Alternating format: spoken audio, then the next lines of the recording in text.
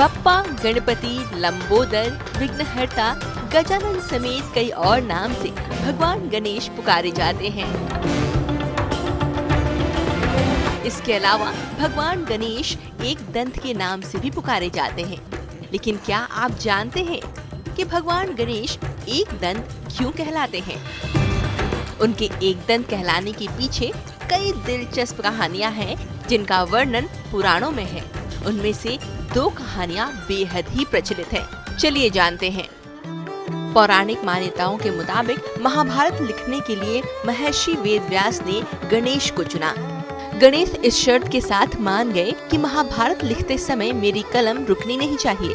अगर मेरी कलम रुकी तो मैं आगे लिखना बंद कर दूंगा। व्यास जी ने शर्त मान ली, लेकिन एक शर्त उन्होंने भी रख दी कि आप मुझसे पूछे बिना एक शब्द भी नहीं लिखेंगे। वेद व्यास जी महाकाव्य अपने मुख से बोलने लगे और गणेश जी उसे समझकर शीघ्रता से लिखने लगे। गणेश जी की कलम महर्षि के बोलने की तेजी को संभाल नहीं सकी और कुछ देर लिखने के बाद अचानक से टूट गई। गणेश जी को अपनी गलती का एहसास हो चुका था। उन्होंने धीरे से अपने दांत को तोड़ा और स्याही में डुबाकर दोबारा महाभारत के महाकाव्य को लिखना शुरू कर दिया।